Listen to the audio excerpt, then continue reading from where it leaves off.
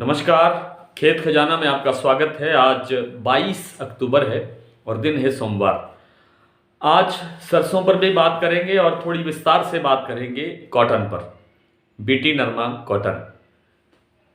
बात शुरू करने से पहले आपसे वही विनम्र निवेदन कि आप इस चैनल को सब्सक्राइब कर लीजिए और सब्सक्राइब करने के साथ साथ बेल आइकॉन की घंटी जरूर दबाइए ताकि वीडियो अपलोड होते ही सबसे पहले आपके मोबाइल पर आपको मिल सके। बात शुरू करते हैं सरसों से। देखिए, सरसों जब से रिकवरी की तरफ बढ़नी शुरू हुई है उसके बाद शनिवार का दिन जो गया और जो आज सोमवार का दिन गया, इन दोनों दिनों में सरसों में जो रिकवरी का के बाद एक स्टेबिलिटी आई है, एक स्थिरता आई है, एक भाव स्थिर होकर के खड़ा है। लेकिन जैसे सोयाबीन के भाव में जबरदस्त उछाल आया है सोमवार को, तो इसका जो है असर सरसों पर भी देखने को मिलेगा और सरसों एक बार फिर तेजी की तरफ बढ़ेगी। ये पूरा सप्ताह सरसों के लिए तेजी का है और तेजी का मतलब ये नहीं है कि सरसों यहाँ से, जैसे आज भरतपुर का भाव अगर 8,060 है तो 8500 हो जाएगा, इतना तो उछाल आने की संभावना नहीं है। लेकिन कुल मिलाकर के इस सप्ताह के अंदर कुछ ना कुछ सुधार जरूर होगा, चाहे 100 रुपये का सुधार हो चाहे 200 रुपये का सुधार हो, सुधार की तरफ अवश्य बढ़ेगी इस पूरे सप्ताह के अंदर सरसों, क्योंकि उपलब्धता भी कम रह गई है। खाद्य तेलों के अंदर बहुत ज़बरदस्त तेजी है इंटरनेशनल मार्केट के अंदर, और सोयाबीन के अंदर जो घरेलू बाजार के अंदर जो तेजी बन रही है उसका असर देखने को मिलेगा। अब सर्दी का मौसम शुरू हो गया है, सर्दी बढ़ती जा रही है और सर्दी के मौसम में भी तेल की खपत, विशेष रूप से सरसों तेल की खपत जो है वो बढ़ती है। एक और ख़ास बात यह है कि पाम तेल की जो डिमांड है इस समय कम होनी शुरू हो जाती है, क्योंकि सर्दी में पाम तेल जमने की ज़्यादा उसमें रहता है। तो पाम तेल की जो डिमांड है, मांग है, वो शिफ्ट होती है। सबसे पहले शिफ्ट होती है वो सोयाबीन के तेल पर और उसके बाद नंबर आता है सरसों का तेल। यानी सरसों का तेल भी पाम तेल की जो डिमांड कम होगी उसके कारण से सरसों के तेल को मजबूती मिलेगी। सरसों के तेल को मजबूती मिलने का कारण है कि सरसों का दाना जो है, सरसों बीज जो है, उसमें भी तेजी आएगी। तेजी का अर्थ फिर मैं आपसे निवेदन कर रहा हूं, तेजी का अर्थ ये नहीं है कि सरसों यहां से ही 500-400 रुपये सीधी उछाल जाएगी, ऐसा नहीं है। लेकिन धीरे धीरे जैसे जैसे नवंबर का एंड आएगा इस सरसों का अच्छा स्तर बनने जा रहा है।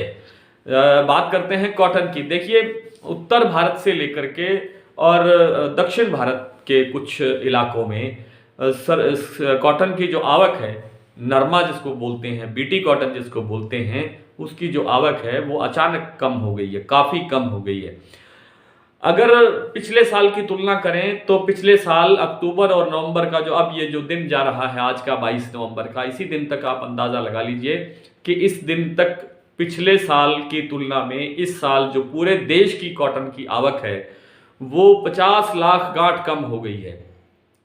पिछले साल 91 लाख गांठ आवक हो चुकी थी इस टाइम तक, 22 नवंबर तक मान लीजिए, और अब इस बार जो है अभी तक इस तारीख तक 41 लाख गांठ भी सही तरीके से पूरी नहीं हो पा रही है।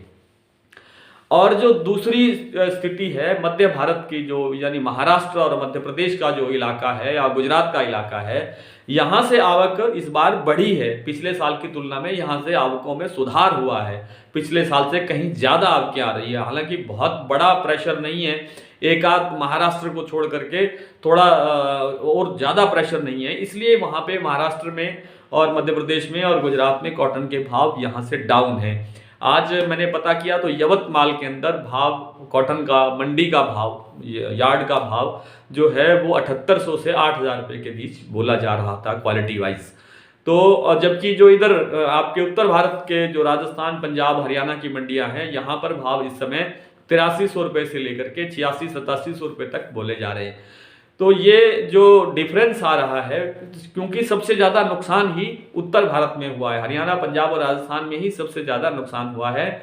और नुकसान कैसे हुआ है, एक तो शुरू के अंदर राजस्थान में बिजाई कम हुई, हरियाणा पंजाब में बिजाई कम हुई, पानी का संकट था। बाद में मानसून ने साथ नहीं दिया और मानसून के बाद में जो आफ्टर मानसून जो बरसातें हुई उसका असर खड़ी फसल पर हुआ, नुकसान हुआ। फिर सबसे ज़्यादा बड़ा नुकसान किया गुलाबी सुंडी ने। गुलाबी सुंडी जिसे पिंक वाम कहते हैं, पिंक वाम ने हमारे जो बठिंडा का इलाका है, मानसा का इलाका है, इसमें कॉटन को बहुत बड़ा नुकसान किया।